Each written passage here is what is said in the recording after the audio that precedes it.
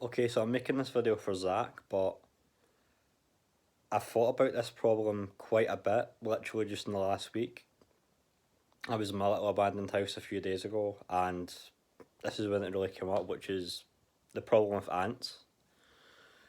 Now, the sentience of ants, the intelligence of ants is often very, very downplayed, but there has been significant scientific research on them, and among other things, ants can recognise themselves as individuals. We often have this idea of the insect as kind of being like a hive mind, like there's a queen bee or there's a queen ant, and they rule over everything. And the ants or the bees or the other insects are just kind of ruled over by hormones.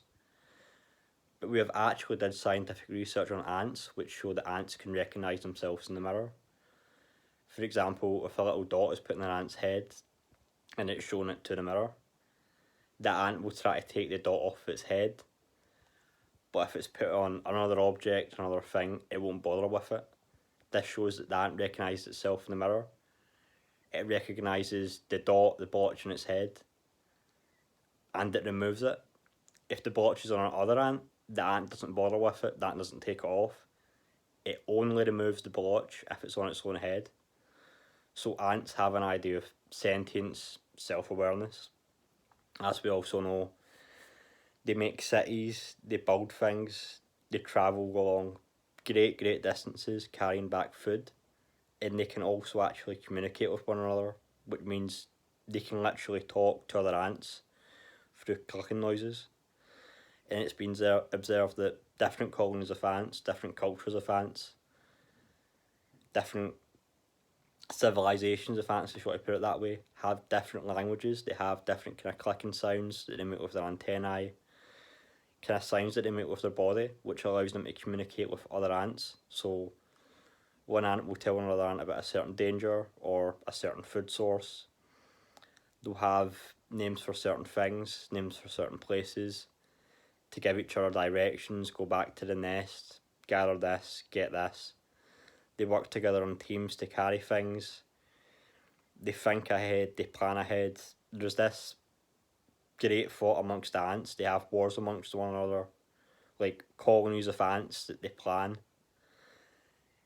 It is very complicated. Now, there are really two things you can take away from this.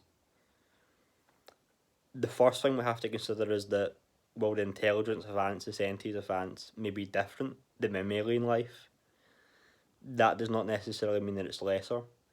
And if, for example, were to compare an ant to a sloth, now a vegan would of course say that it is wrong to kill a sloth because a sloth is sentient. Ants can also feel pain. Again, there's been scientific research done on this. So a vegan will say that it is wrong to kill a sloth because it is sentient. Same with an alligator, same with many other animals. However, what does a sloth do? Sloths aren't really social creatures, they're kind of isolated. They stick to themselves, they're extremely slow. They spend 90% of their day eating or sleeping. They have very low intelligence, very low sentience. They don't communicate with one another. They don't make anything, they don't use weapons. However, ants do. Ants have civilizations. They build things, they use weapons, they can talk, they have speech, they have names for certain things. If you actually compare an ant to a sloth in terms of their achievements, the things that their mental capacity, the things that they're able to comprehend, the things that they're able to do. Again, bees with honeycombs, complex architecture, building skills, planning, mathematics, that a sloth simply can't handle. You quickly find out that even if the sentience is different, even if to a large extent it is instinctive, it's not fully conscious, there is intelligence there is sentience there is the self-awareness of their individual, there is self-aware individual ants and bees and whatnot which communicate amongst one another. So clearly in this sense, even if it's on a different scale, different kind of sentience, intelligence, there is definitely an argument to be made that an ant is more intelligent than a sloth or an alligator or many other species. Now, Of course, we kill ants and insects every day without knowing it. We step on them, we walk all over them, not even realising it, which means that we are constantly, every single day we go out, whenever we go anywhere, for a walk right to the shops, we are killing sentient life, we're killing intelligent life. Now, how do we accept this? How do we deal with this? One way is simply to deny it, to say that, again, ants aren't that intelligent, that they're stupid, that it's purely instincts, that they're controlled by kind of hive mind, a hive bee, which again, they have some sense of self awareness.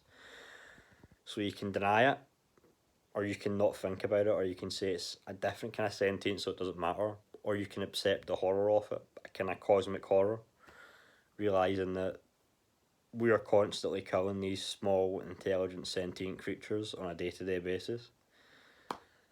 And then there's the question of, well, what does that mean? What do you do about it? And I think the most reasonable conclusion to come to, the conclusion that I've came to, is that it is what it is.